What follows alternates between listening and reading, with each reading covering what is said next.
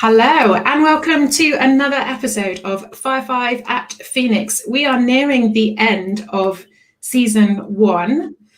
We've been doing this for 12 months now, but we are definitely finishing on a high with the last couple of guests. Today I'm joined by James Perryman. James is going to introduce himself in just a moment. If you are joining us for the first time, welcome. Thank you for joining. This is Fire 5 at Phoenix. Very simple concept. The guest comes in, new guest each week. They have 5 questions on the monthly topic. This month, the topic is our values and our purpose. We've had some amazing questions so far. No pressure, James. But we've had some great guests, some great questions. I haven't seen the questions before. So everything you see, all of the conversation that follows today is all very unscripted, unprompted, and very fresh out of the box for both of us. So that's enough from me. James, introduce yourself, let us know who you are and tell us a little bit about your business as well. Yeah, brilliant. Thank you, Zoe, and good morning, everyone. And I've got to say, I love this concept. When Zoe said, you interview me, I was thinking, did I hear that right? Like, I ask you 5 questions, but I love it. I think it's really fresh and different. So I'm looking forward to this. So I'm James. My business is Momentous, and I work with individuals and businesses to help them find their moment. That's why it's called Momentous. It's about finding that moment and recognizing that it was us. We did it together. And for an individual, that could be about finding their purpose, understanding why they're here, what is it they're trying to achieve in their career. Generally, the kind of people I work with are frustrated. They've been trying hard, schmoozing lots of people, trying to progress themselves, become super visible. Actually, they're just nearing burnout and they're actually lost and frustrated. I was there in my career 15, 16 years ago, so I get it. I know how crap it feels, but I know how different it feels when you do really understand why on earth you're on this planet and what you're here to do and really getting behind it. And it's kind of the same for businesses. You know, businesses that have employees that work for them, it's about engaging them, bringing them behind a rallying cry of this is us, this is why we're in business, this is our why, and then everything else that follows in terms of, you know, what does that mean we do, what is it for our customers, how do we create fantastic customer experiences through engaged people, brilliant leaders, brilliant managers. And so it's that real mix that I work with. And it's, anything from coaching, training, and a bit of consultancy, bit of a mix really, Zoe. I love it. And with the topic of values and purpose, you were straight off the top of the list of somebody who would be a good person to have a conversation with, because I know this is your bread and butter, so to speak. So thank you so much for your time and coming in. I'm looking forward to the questions that you've got for me this morning, and also the conversation that I know is going to follow. So yeah, of course. I am ready when you are. Right. Question number 1. We'll keep it simple, but it's about you. So how do you define purpose and values?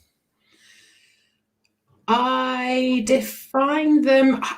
Interestingly, I'll share this with you. I will often check the dictionary definitions, and just to kind of refresh what it means in general, as well as what it means for me. And because I do have a tendency sometimes to get the meanings of words slightly off and rattle away with a slightly different definition. So values and purpose for me, aside from the dictionary definition, I think it's just that who you are, isn't it? It's your why, it's the things that are important to you, it's your principles, if you like, that you kind of live by, it's the things that define your ethics, your morals, your values, with the values in there.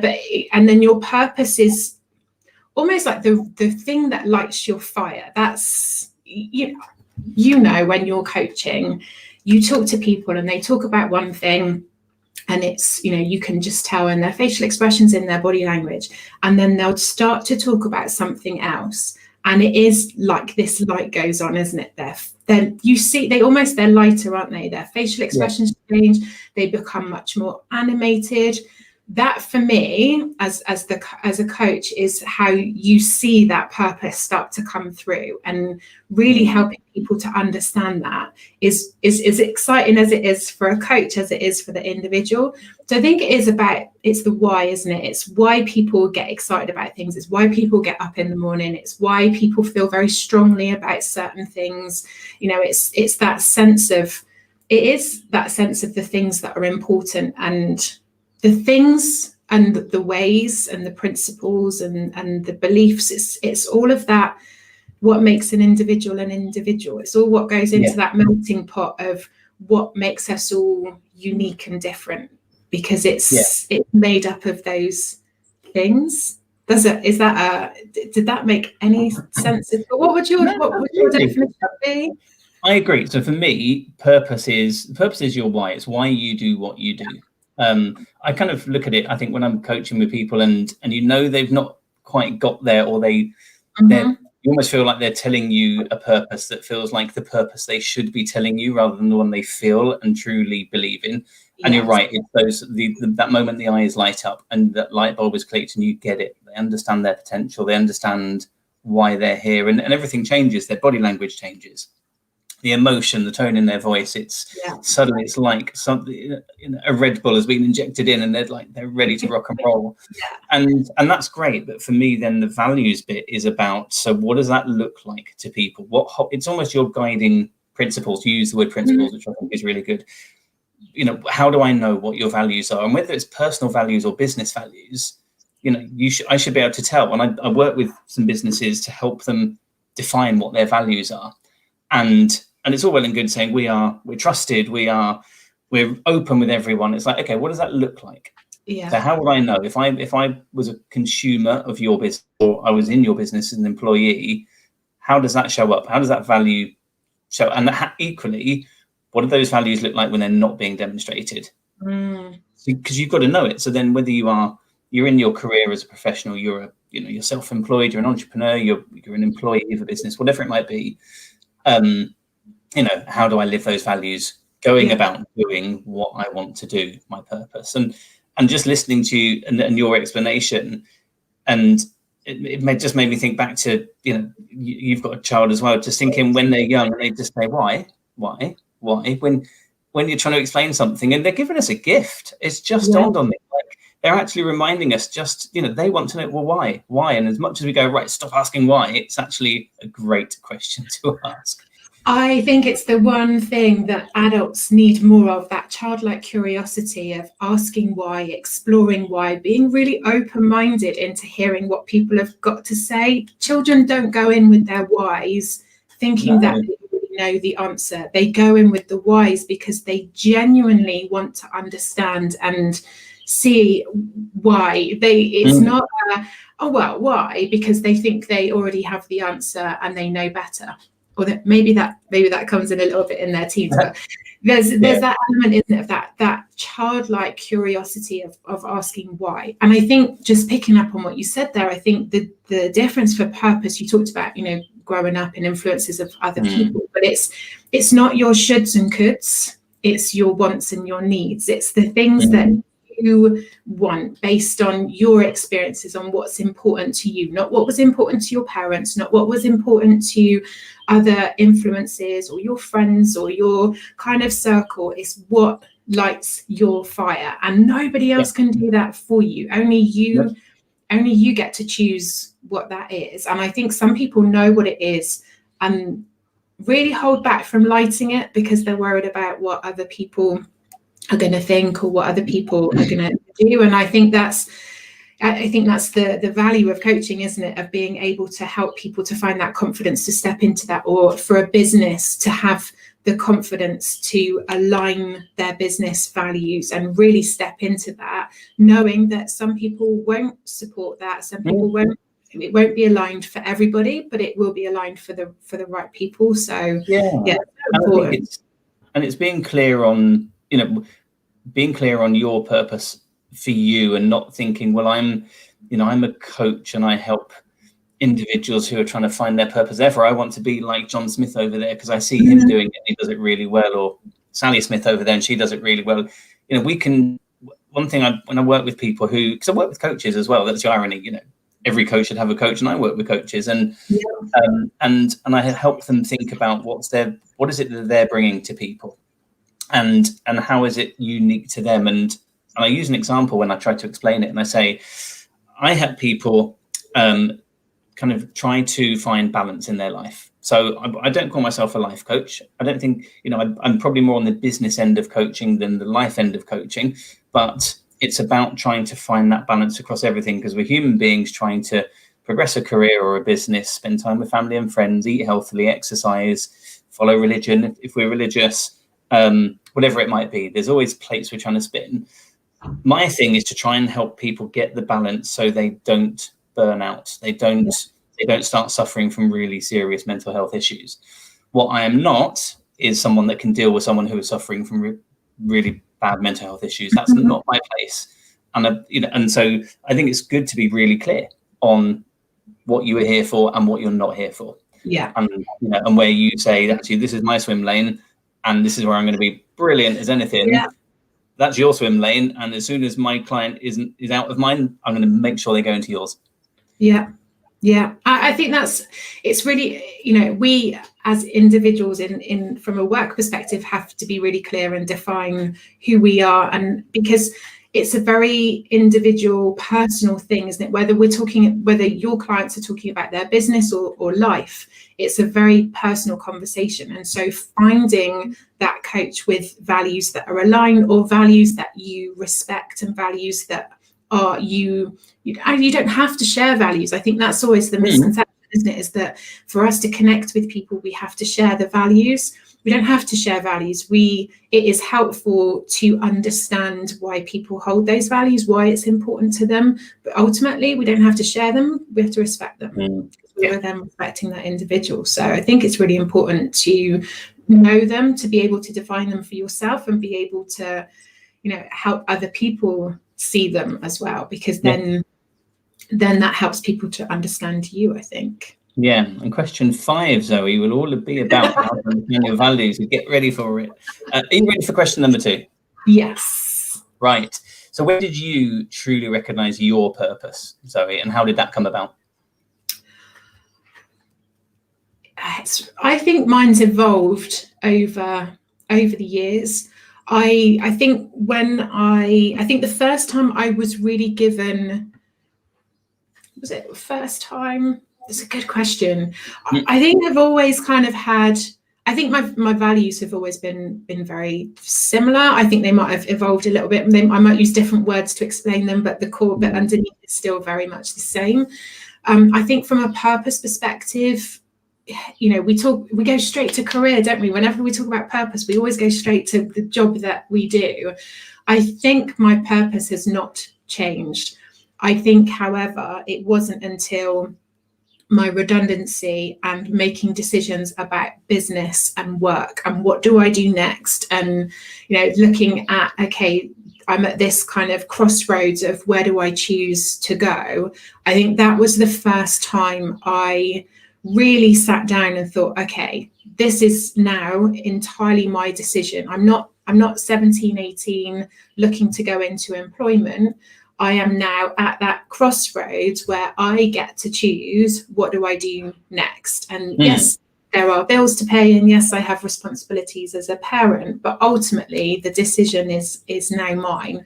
And so I think at that point, you know, with that life experience and being in that position, that was probably the first time I have knowingly sat down and thought, right, what's important to me? Where do I want to spend my time?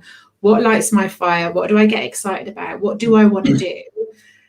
That's when it came into play. So that was what, the age of 37, 38.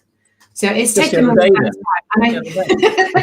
Just merely yesterday. So I think that's the first time I've knowingly sat down and consciously thought about, what am I here for? I'm now, it's not a midway, but in terms of like actually having that freedom to sit down and think, okay, what's important to me? What do I want to do?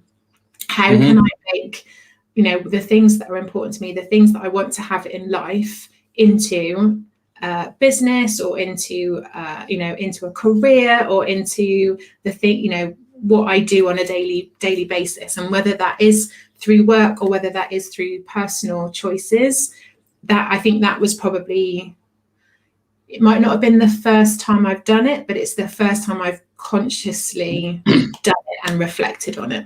Yeah, and it's funny you say. I'm just hearing you saying like what the point in life where you had that clarity, and actually, mine's exactly the same. So even though I think many years before, my purpose was clear through on a leadership development program, and it was all about you as a leader and an individual. And the process was to get some feedback from different, about, I don't know, 12, 15 people, personally and professionally, with some very good open questions, and they facilitated it. You didn't see the feedback until they presented it at the course. Mm-hmm. And it's one of those courses that, touches your soul and just, is real time. And the feedback was really clear, and we worked with it through to the point of getting a purpose on one sentence. And for me, it was about helping people understand their true potential. It wasn't necessarily about seeing them achieve something and getting to a certain point. It was just about getting to that moment where their eyes light up and they get what they're capable of. That for me is that thing. And I've got this very vivid moment. It's when I was working for O2, or Telefonica, the Spanish company that owned O2, and I was sitting in what was the call center in near Runcorn, near Liverpool, and I was in the workout area. I was working in the talent management team at the time, and it was an opportunity to really show myself. And the lady that ran the team said, well, I'll tell you what, we've got next year's European talent program, which we need to shape and define. All I'm going to tell you is we're going to have people from across Europe coming together, and we've got a year to do something with them. So I tell you what, if you think, you want to show yourself, you design a program for next year. And I remember sitting with like A3 bits of paper stuck together on this desk and just thinking, right, what do I know? What is in this head of mine? Courses, theory that I know, qualifications I've got, etc. And just threw it all onto this paper, started jumbling it around, and out came what I thought, felt like a really good program, and which materialized in the next year. But that moment of seeing it on paper and just going, this is what I'm here for. This is about program to help people understand their true potential and arming them to go away and do something with it. And it was a beautiful moment, because I was living my purpose. And that's why I just wish everyone had that. Everyone had that opportunity just to know their purpose and to experience their purpose. Yeah, I think I think one of the activities that I enjoy doing with people is when, especially from a career perspective, when they're at that crossroads, so they have an opportunity to change careers or they're looking to change careers, of going back and having those conversations with them and asking them to reflect on all of the jobs that they've had, and every job that they've had. What did they enjoy most about each particular job? And then starting to look at where those themes are. Mm. And that is quite often, in my experience, a good way of helping people to look at what they want next. So look back at all of the things that you've done, not just the things that you have been good at, but the things that you've really enjoyed, the things that you've volunteered for, the things that you have, asked to do in those jobs, or the things that have been most enjoyable in those jobs for you, and start to look at what the common, if you peel back the layers and start to look at what the common themes are, to help them to look at what ingredients needed next. And so it's not necessarily a job title or an area of business. It's looking at the tasks and activities that you're going to be doing on a daily basis that give you the most fulfillment and are most enjoyable. And quite often, when you look at what the common themes are, that is quite often, when you then look at purpose, is quite often what comes into it. And I know for me, in all of the jobs I've done, even though I spent most of the time with the same organization, I did lots of different roles in that organization.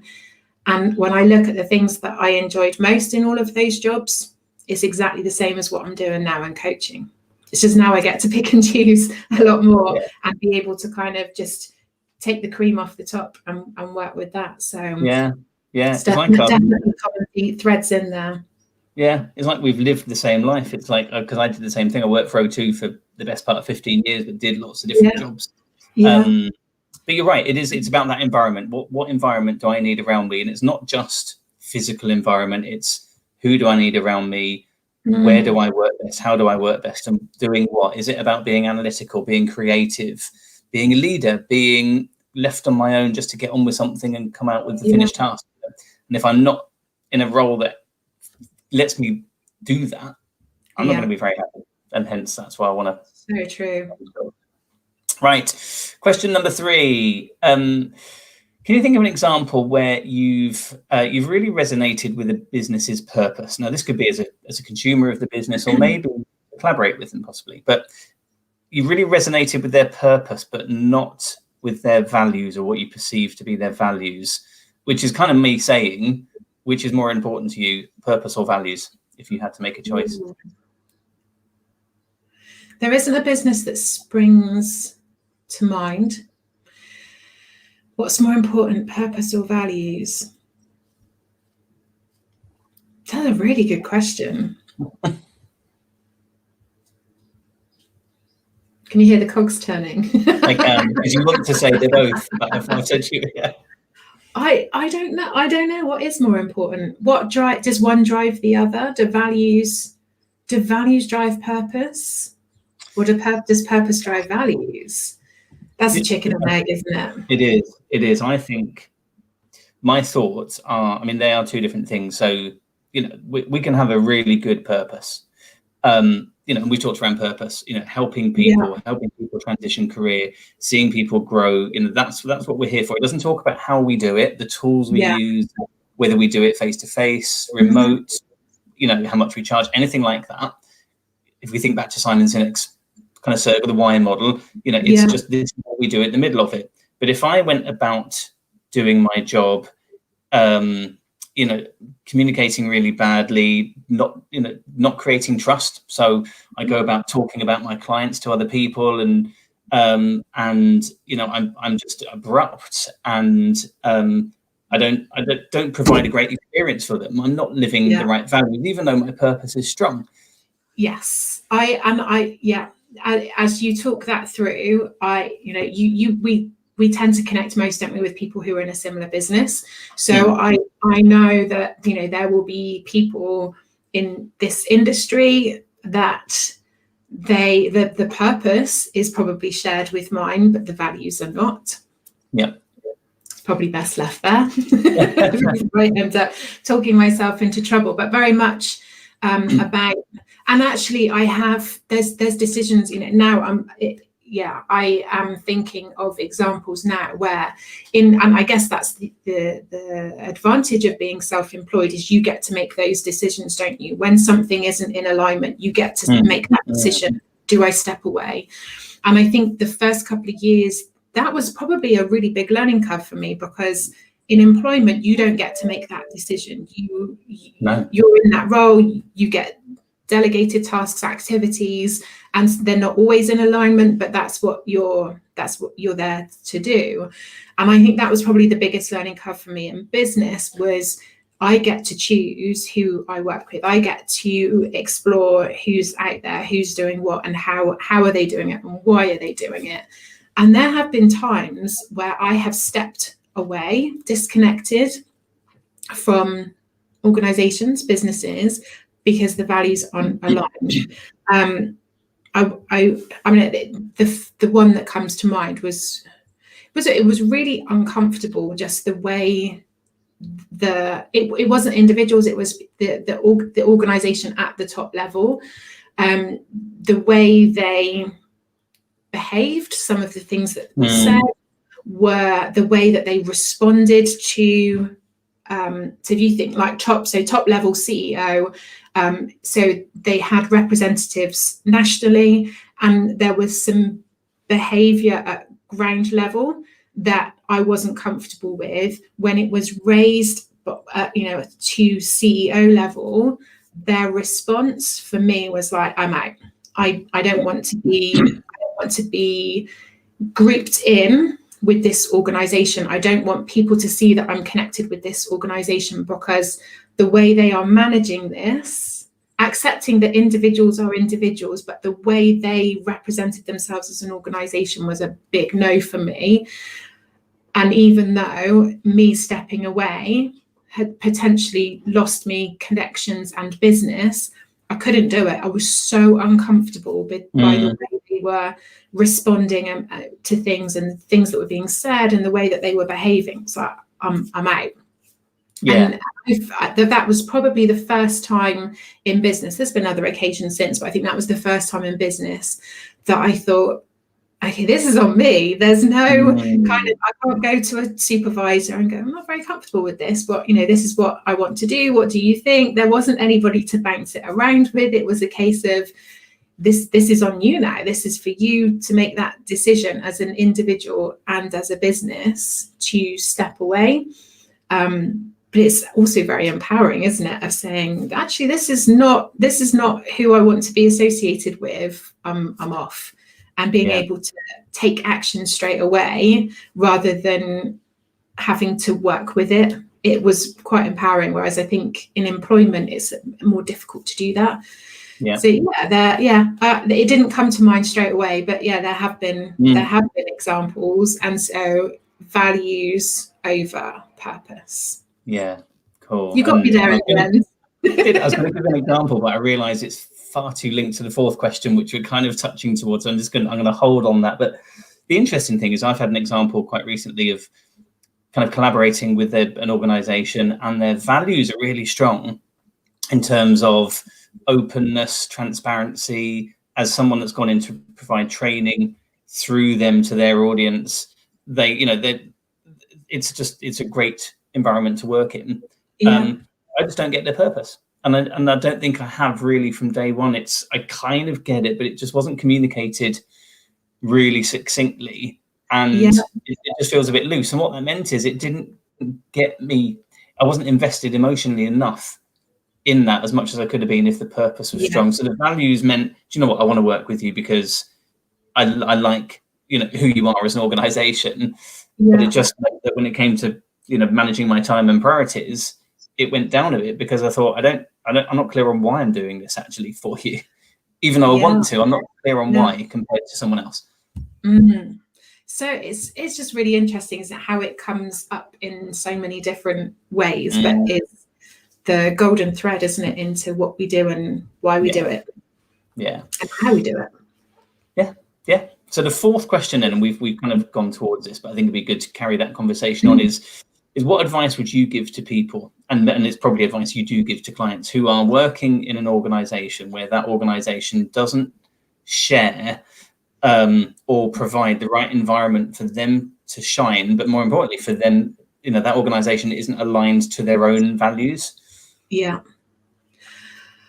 And it does come up. It comes up a lot. It does come up a lot, and I think it's coming up more because I think people are more aware, and I think how businesses are running, especially in the last 18 months, I think the values of a business, the values of an organisation, as well as the purpose of the organisation, people are choosing more ethically. I think people are being more conscious of where they're spending their money and where they're giving their time or where they want to be employed. I'm hearing a lot more people talking about the ethics of organizations when they're looking at roles. They're not just looking at a salary or a location, they're looking at what the company stands for. I think people are much more open and aware of that. And I think how businesses are treating their staff is much more out there, isn't it? Social media and all the rest of it. But I think how different companies have treated their staff over the last 18 months has been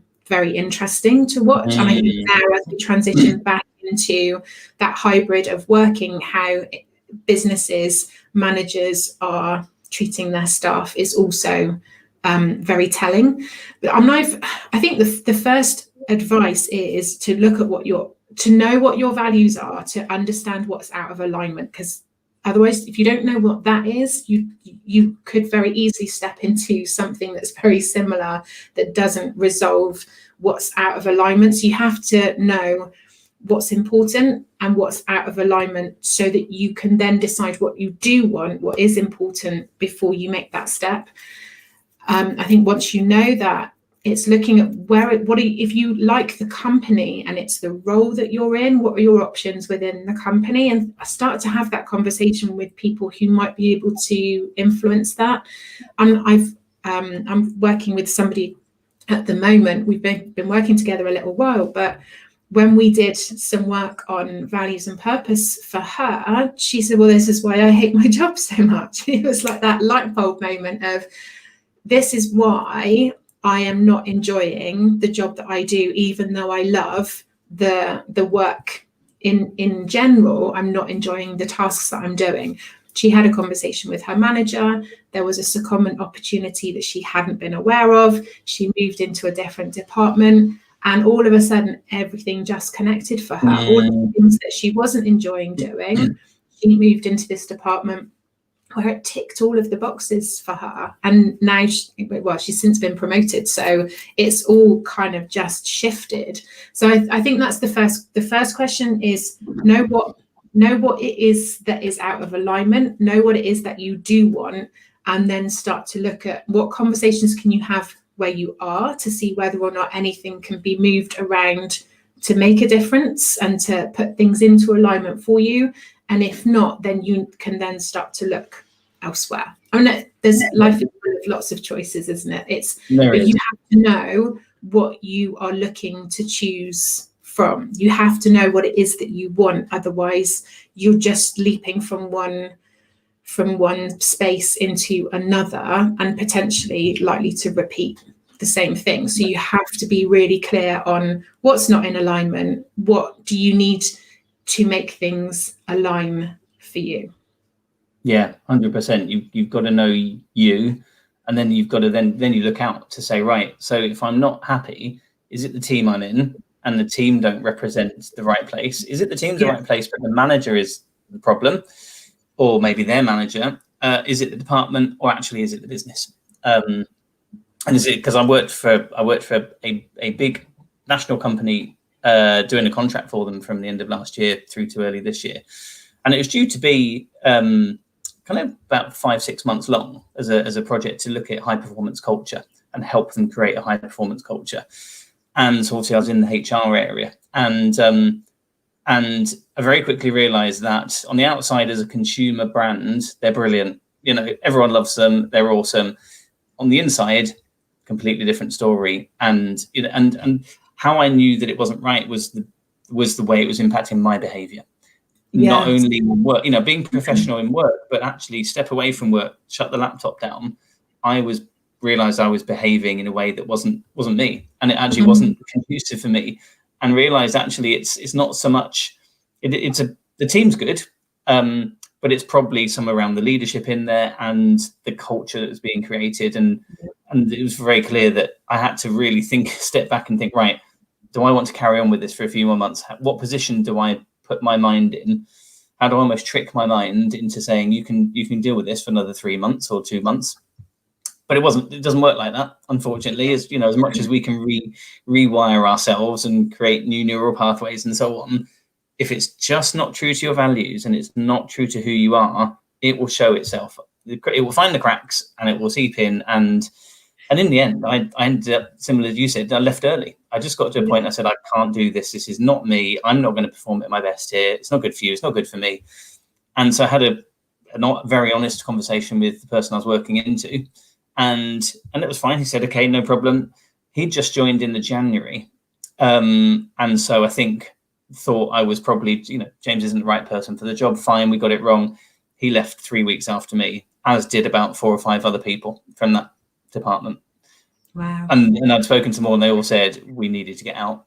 It's just not the right. And that's what people, you know, my advice to people is everything you said is look at who you are, know what you want, look at what's around and where the right place might be. And if it's not, then, you know, be brave to walk away there, because it will be the right place out there. But it's, you know, and not just brazenly walking away and saying I've resigned and then think, oh crap, how am I going to pay the bills tomorrow? But, you know, you've got to have a plan, but, you know, be brave to do it. Yeah. And it's being true to who you are, isn't it? But I think what you said there about not, you know, be who you start to become in that environment, or, you know, in that situation, you know, you're not going to shine in that environment. You're you know, it's not just about doing yourself a disservice, it's doing the organization a disservice as well, because it's a complete mismatch. So it's about doing what's right for you and the people around you. And nobody wants to think that they're the toxic person in the room.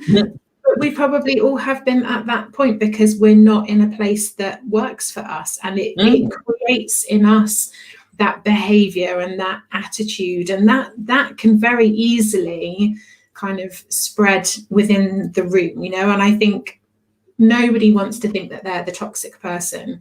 So sometimes it is about stepping in and saying, okay, this is not good for me, and I recognize that actually me being here is probably not good for the people around me either, and it's not going to be good for the company because I'm not going to perform at my best. Where am I better? Where can I be better? Where will I be better? And making that decision and making that step towards that change. And that's not a comfortable place. It's not a comfortable internal conversation, and it's not going to be a comfortable conversation with other people either.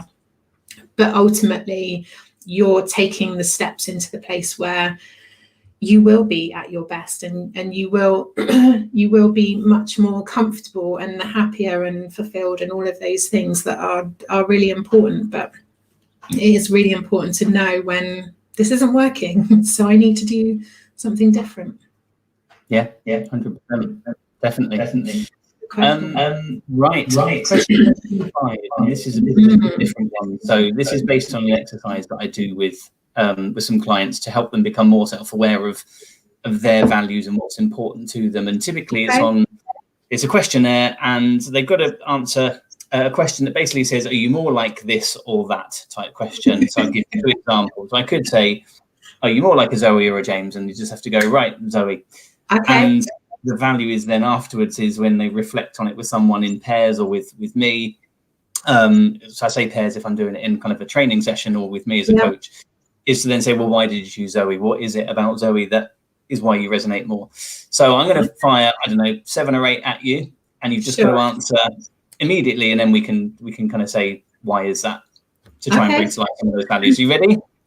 Go for it. Right. Are you more like a hotel or a motel, and why?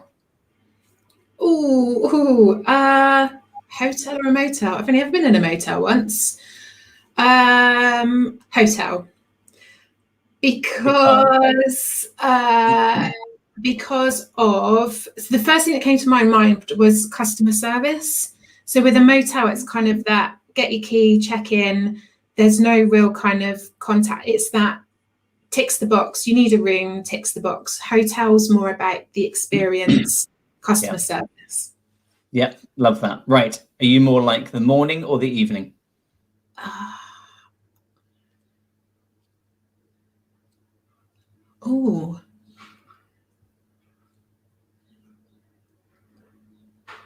Morning, because I don't know why I said morning. Morning because it's kind of that new start. It's that I guess with the morning it's like that. It's that new day. It's that new opportunity. It's coffee. It's quiet. I'm not quiet, so I don't know. I'm not like that. So for me, the morning is very reflective. It's really quiet here in the morning, and I sit in bed with my coffee in complete quiet. It's my thinking time. It's my reflective time. Whereas the evening is more kind of wind down. So I think the morning is the start. The evening is a finish. I don't know where I'm going with this. I'm really interested. I'm very intrigued to what you get from this. Let's go with morning. That was my gut response. It's the value, it is the exploring, it's the conversation it creates, why people choose what they choose. I choose morning because it is about that you're awake, you're alive, what am I doing today? What am I achieving? What am I going to learn today? And that's what I'm about. Right. Are you more like a shark or a sardine? A shark or a sardine? Sardine. Oh God, no. Sardines are trapped in a tin. A shark. I think there's a saying that I forget what it's something like. Be like a shark. They just swim around reminding everyone that they're a shark. Something like that. I love that.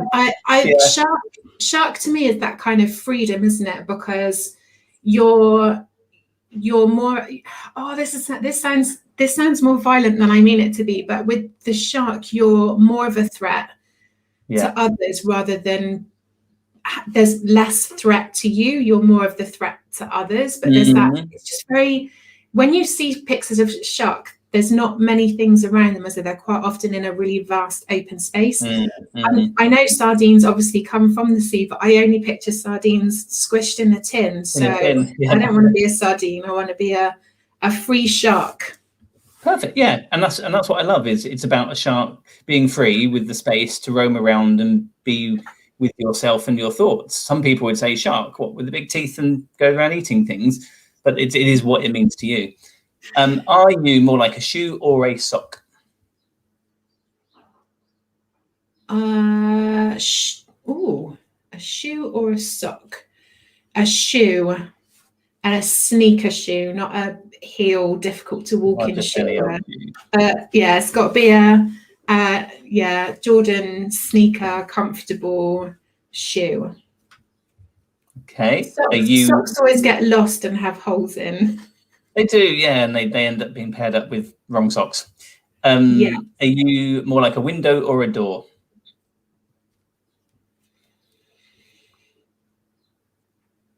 Oh, my head went to a really deep, meaningful thing there. A window or a door? I think I'm more of a window. Why is that? Because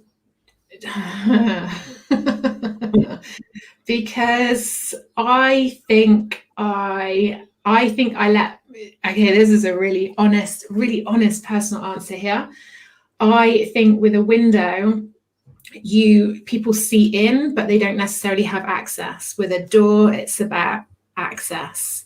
And I am very, very particular who I open the door to, but I'm quite happy to let people look through the window. No, I get that. That's good. Oh, I don't know where that went. Okay. You see the power of these questions, though. They're like just what they. Yeah. Last four, then. Right, tree or a bush? Tree. Growth, roots, blossom, and I'm looking at one out the window. Perfect. A mountain or a valley?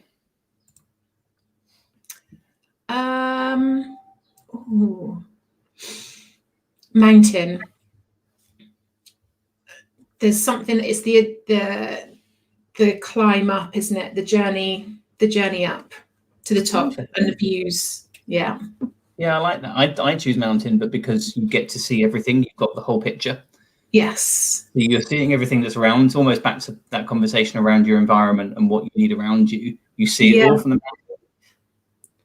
But I think also with mountain, it's not something, that view from the top is not something that everybody has a lot. It's that the people who get to see the view from the top have worked hard to get to the top, to be able to see that in the way that they see it. Whereas if you don't keep pushing through, you don't get to see that view at the top. So yeah. Okay. Are you more like steel or gold?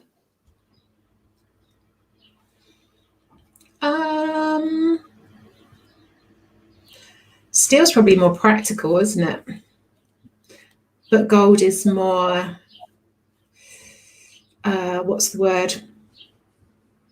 Is less accessible. Yeah. Yeah. Ooh. Steel, more practical. Okay. And last one, are you more like the lift or the stairs?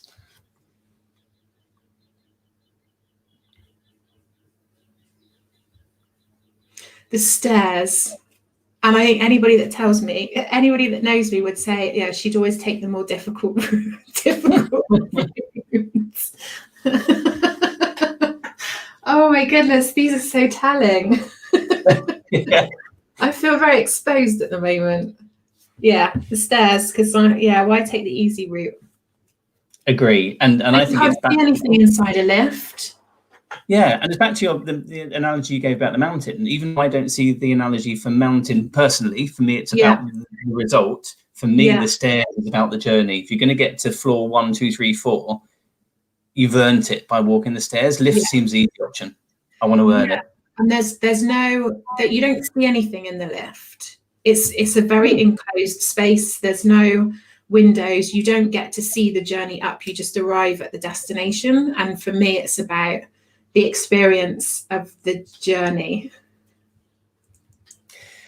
Zoe, that was your 5 questions. You've been an awesome host. What did you get from those, though? What did you get from those questions? I got that you are. There is depth to you that I think we've obviously met a few times, but that's really given me even more sight into you through the window. But then you're really honest. If I think about how you're going to be with your clients, you're the coach, but you're probably like me in as much as you will share your experiences, your lived experiences, what it meant to you, beforehand, during, after, to help bring it to life to people. And it's, whilst it's not so much about it being cathartic, I think, in sharing, it's actually to help people understand that there is a good outcome on the other side. You've got to go through something to get there. And actually, we've been through it.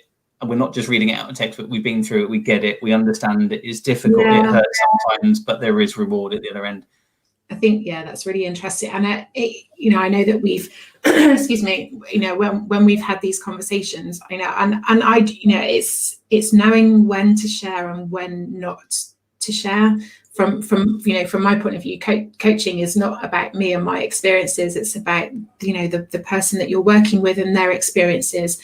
But I think sometimes before you connect with a coach or you're connecting, I think knowing your coach's experiences or knowing some of the things that the journey that they've taken can help with that, for it to resonate with people or to help with that connection.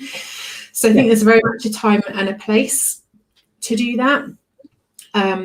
But I think sometimes it can be really helpful for people to know that you get it in a way that other people might not. And I think the experience plus the textbook is a great combination. So it's really intriguing. I was genuinely like, whoa, where did that come from when I was answering the question, and also very aware that the words were leaving my mouth before I'd really had time to think them through, which is interesting. Thank you. Pleasure. Well, I can, if you want to share it with kind of your audience as well, I can send you the full document. That's definitely something that that I would love to be able to use with people. So that was really, really interesting exercise, actually. So, and it's gone out live now, so there's no can't claw anything back. So that's really interesting. Thank you so much for your time. Really, really interesting question. Thank you for inviting me. What a great start to the week. Thank you again for coming in. Thank you to people who are watching and have watched live. Thank you if you're watching back. If you've got any questions for myself or James, feel free to put them in the comments. We'll keep an eye on them. I will keep an eye on them and make sure they're responded to. And if I can't answer them, I will make sure James sees them to answer for anything that he has talked about. We'll also put the link details in for James and his company, so that if you want to find out more, visit his website, then you can do. But thank you so much. I've really enjoyed, I love these. I love doing these. I've really enjoyed the season, and hopefully people watching and listening back have enjoyed it as much as I've enjoyed these conversations. But James, thank you so much for your time. And we will see you all again very soon.